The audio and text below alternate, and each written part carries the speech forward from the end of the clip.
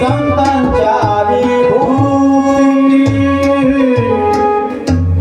जगाच्या कल्याणासाठी संत आपला देह चंदनाप्रमाणे शिजवत असतात. आणि पहिलाच प्रश्न आहे, जगाचं कल्याण मनुष्याचं कल्याण कशात आहे?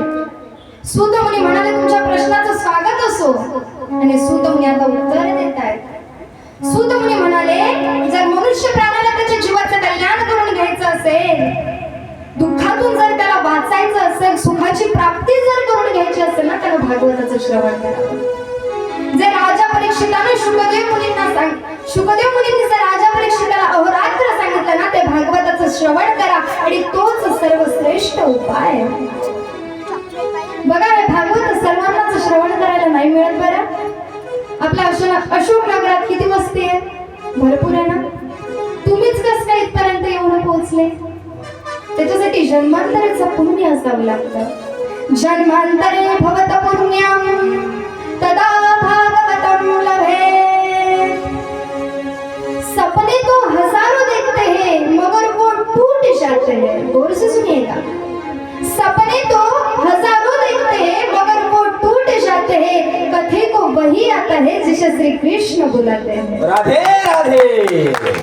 परमात्मा बरोबर तोच कथेपर्यंत येऊन पोहोचतो. सगळेच कथेला येऊन पोहोचत नाही.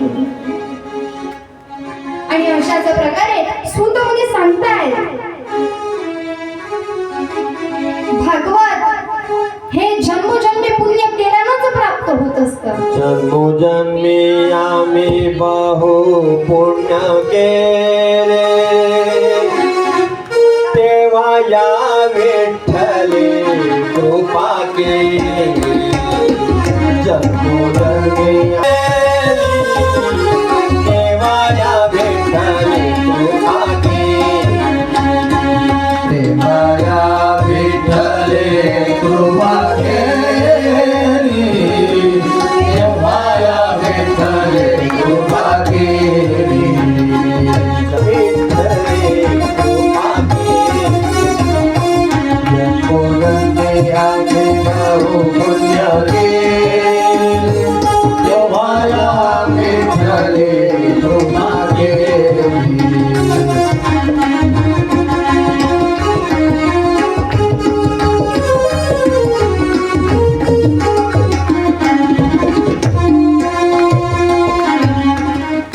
जन्मोजन्मी जो पुण्य करतो त्याच्यावरच भगवंत कृपा करीत असतो. देवतागणांना सुद्धा दुर्लभ असणारे हे भागवत मनुष्याला प्राप्त होतं. आणि देवतागण भगवंताला विनंती करतात, स्वर्गीचे आम्हाला इच्छिताती देवा. मृत्यू करायचंय, भगवंताची भक्ती करायची, त्याच्यासाठी आम्हाला मृत्यू लोकात जन्म घेऊन देणारे. भगवंत म्हणतात इतकं सोपं आहे का मृत्यू लोकात मनुष्याचा जन्म प्राप्त करून घेणं? त्याच्यासाठी पुण्य असावं लागतं रे. आणि भगवंताची कथा कीर्तन करण्यासाठी तर प्रेम असावं लागतं. आणि ते तुमच्याकडे नाहीये, ते फक्त मनुष्य प्राण्यांकडेच आहे. म्हणून देवतांना सुद्धा दुर्लभ असणारं भागवत हे मनुष्य प्राण्याला प्राप्त होत असतं. कलियुगातील मनुष्य प्राण्याला प्रत्येक गोष्टीची मर्यादा आहे. त्याच प्रकारे भागवताला सुद्धा मर्यादा आहे.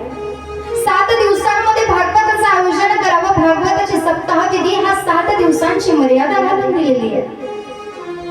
ही सनकादिक ऋषींनी नारद मुनींना सांगितली की 7 दिवसातच भागवत झालं पाहिजे.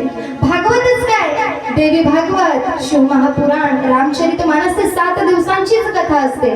8व्या दिवशी काल आलाच पाहिजे, ही मर्यादा आहे. मग आता शौनक ऋषींनी विचारलं का हो मुनीवर, तुम्ही सांगतात 7 दिवसांची मर्यादा सनकादिक ऋषींनी घालून दिली, मग सनकादिकांची आणि नारदांची भेट कुठे झाली? वा वा वा वा. त्यावर सूत मुनी म्हणतायत, ऐका शौनकादी ऋषींनो, ज्यांचं नेहमी निस्वार्थ भावनेने निछंद मनाने जे या ब्रह्मांडामध्ये भ्रमण करीत असतात, ज्यांचं नेहमी वाणीवर व विणेवर भगवंताचं नामस्मरण असतं, असे आमचे नारद मुनी एकदा बद्रीनारायण या ठिकाणी चिंतातूर अवस्थेत बसलेले आहेत. नारद मुनींची जी व्यथा आहे ना ती अतिशय वेगळी झालेली आहे. काय करावं सुचेना. नारद मुनी अतिशय चिंतातूर अवस्थेत आहेत. आणि नारद मुनी जेव्हा बद्रीनारायण या ठिकाणी बसलेले आहेत ना, तर त्यांच्या समोरून सनकादिक ऋषी जात आहेत. सनकादिक ऋषी नारद मुनींच्या जवळ गेले आणि नारद मुनींना विचारलं, का मुनीवर आपण चिंतातुर अवस्थेत का? जे नेहमी भगवंताच्या ध्यान धारणामध्ये भगवंताच्या भक्तीमध्ये जे नेहमी लीन झालेले असतात आणि आज आमचे नारद मुनी चिंतातुर अवस्थेत काय झालं? तेव्हा नारद मुनी सांगतायत, हरिक्षेत्रे कुरुक्षेत्रे श्रीरंगम सेतुबंधनम एवमादिषु तीर्थेषु भ्रममाणं इतस्ततः. ऐका ना मुनीवर, जी सर्वात उत्तम अशी पृथ्वी आहे असं जेव्हा मला वाटलं ना, तेव्हा मी या पृथ्वीवर भ्रमण करण्यासाठी आलो. पुष्कर, गया, काशी, मथुरा, अवंतिका, गया, रामेश्वर या सर्व ठिकाणी फिरलो, भगवंताची तीर्थक्षेत्र बघितली. पण भगवंताची तीर्थक्षेत्र ही आता पर्यटन क्षेत्र बनलेली आहे. तीर्थक्षेत्र वर येणारे, जे दर्शन करणारे, जे भाविक भक्त यांची संख्या कमी आणि जे फिरणारे, फोटो काढणारे त्यांची संख्या जास्त आहे. म्हणून तीर्थक्षेत्रांना आता किंमत राहिलेली नाही, ती पर्यटन क्षेत्र बनलेली आहे. अहो, जेव्हा भगवान परमात्मा आपला भगवान श्रीकृष्ण जेव्हापासून निजधामाला गेलाय ना संकादिक मुनी, तेव्हापासून या कलीचा प्रभाव सुरू झालेला आहे. आणि या कलीच्या प्रभावामुळे सृष्टीवरील पवित्रता, दया, दान, तप हे सर्व नष्ट झालेलं आहे. आणि त्यामुळे मी अतिशय दुःखी आहे. कोणी तप करणार नाहीये ना, तू कोणी याग करणार नाही, कोणी सत्य बोलणार नाहीये. सत्यं नास्ति तपश्चैव दया दानं न विद्यते उदरं भगिनो जीवा बारका कुटभाषिणः. उदरं भगिनो जीवा, स्वतःची उपजीविका भागवण्यासाठी कलियुगातील मनुष्य प्राणी रात्रंदिवस कष्ट करतोय. अनितीनं पैसा कमावणं, अधर्मानं बोलणं, अधर्मानं वागणं, त्या मार्गातून पैसा येतोय. मनुष्य प्राणी फक्त स्वार्थ बघतोय मुलीवर. आणि असे काही साधू याच्याला काहीच येत नाही, ते स्वतःला मात्र ज्ञानी समजतायत. कन्या दानाऐवजी कन्या विक्री होते. स्त्री ही सदाचारहीन होत चाललेली आहे, पवित्रता तिच्यातली नष्ट होत चालली आहे. कन्या दानासारखं दुसरं श्रेष्ठ दान नाही असं जेव्हा मला कळालं ना, परंतु या मृत्यू लोकात बघितलं तेव्हा कन्या विक्री होते. बघा, या व्यासपीठावरून एक विनंती आहे, मुलीला जन्म देऊ द्या, तिला हे सुंदर जग पाहू द्या. बघा, मुलगी जन्म झाल्यानंतर 2 कुळांचा उद्धार करीत असते, ही ताकद फक्त मुलीमध्ये. आणि अशा मुलीला जन्म घेऊ द्या. आणि मुलींना सुद्धा विनंती आहे, जे आई वडील तर हाताच्या पोळाप्रमाणे आपल्याला जपतात, काचीच्या भांड्याप्रमाणे जपतात ना, त्या आई वडिलांची समाजात मान खाली होईल असं कोणतंच कृत्य करू नका. बघा, 20-25 वर्षांपर्यंत सांभाळतात आणि आपण चुकीचा निर्णय घेतो. आपण नाव कमवलं नाही ना, तर गमावण्याचा अधिकार त्यांनी आपल्याला दिला नाही. मुलींनो, एक लक्षात घ्या. आणि अशाच प्रकारे नारद मुनींनी हे दृश्य बघितलं. आणि दृश्य बघितल्यानंतर नारद मुनी म्हणतात, हे सर्व तर आता सगळीकडे झालेलं आहे, साहजिक सगळीकडे होणार आहे. परंतु मी एक वेगळंच दृश्य बघितलं. हो, संकादिक मुनी म्हणतात, आणखी एक वेगळं दृश्य बघितलं. काय बघितलं? तेव्हा नारद मुनी सांगतात, एक सुंदर सुशील एक स्त्री होती आणि तिच्या मांडीवर 2 पुत्र हे निपक्षित अवस्थेत पडलेले, बेशुद्ध अवस्थेत पडलेले होते. आणि त्या स्त्रीला हजारो स्त्रिया या पंख्यानं वारा घालत होत्या. हे दृश्य मी लांबूनच बघत होतो. नारद मुनी संकादिकांना सांगतायत. आणि नारद मुनी त्या तरुण स्त्री जवळ गेले. आणि तरुण स्त्री जवळ गेल्यानंतर त्या स्त्रीला अतिशय आनंद झालाय की संतांचं दर्शन मला झालंय. बघा, आपल्याला जर धन्य दिवस कोणता हे समजायचं असेल ना, तर एक त्याचा सुंदर असं प्रमाण आहे. धन्य आज दिन झाले संतांचे दर्शन, झाला तापी झाली पापी तापी तुटी, दैन्य गेले उठा उठी. धन्य दिवस तोच की ज्या दिवशी आपल्याला संतांचं दर्शन व्हावं. आणि त्या तरुण स्त्रीला संतांचं दर्शन झालं होतं, म्हणून ती तरुण स्त्री म्हणते, आजपासून माझं भाग्य उजळलं. उजळले भाग्य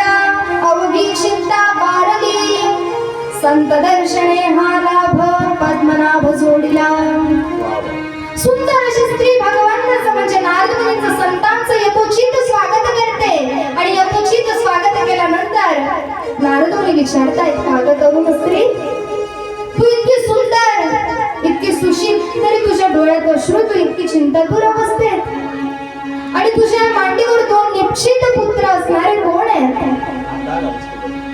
म्हाताऱ्या अवस्थेमध्ये वृद्ध अवस्थेत पडणारे हे दोन पुत्र कोण आहेत? पंख्याला ह्या स्त्रिया तुला वारा घालतायत त्या स्त्रिया कोण आहेत? तेव्हा भक्ती आणि तेव्हा ती तरुण स्त्री सांगते, उत्पन्ना द्रविडे साहम वृद्धि कर्नाटके गता क्वचिन क्वचिन महाराष्ट्रे गुर्जरे जीर्णतां गता. काय सांगितलं ते तरुण स्त्रीनं? नारद मुनी, माझं नाव भक्ती आणि हे दोन निश्चित अवस्थेचे दोन वृद्ध पुरुष पडलेले आहेत ना, ते वृद्ध पुरुष कोणी नसून ते दोन माझे पुत्र आहेत. एकाचं नाव ज्ञान आहे तर एकाचं नाव वैराग्य आहे. आणि या पंख्यानं हजारो स्त्री आम्हाला वारा घालतात. त्या सर्व नद्या आहेत, तापी, गोदावरी, नर्मदा, सिंधू, कावेरी ह्या नद्या आहेत. आणि मी भक्ती, ऐका ना, मी द्रविड देशात माझा जन्म झालाय. कर्नाटकात मी लहानाचे मोठे झाले. महाराष्ट्र हे माझा जन्म, ही माझी जन्मभूमी आहे. आणि अशा या महाराष्ट्रात मी जन्माला आले. ही संतांची भूमी आहे, परम पवित्र ही भूमी आहे. आणि एकदा अशा या महाराष्ट्राचा जय जयकार झालाच पाहिजे. जय जय महाराष्ट्र माझा, गरजा महाराष्ट्र माझा. जय जय महाराष्ट्र माझा, गरजा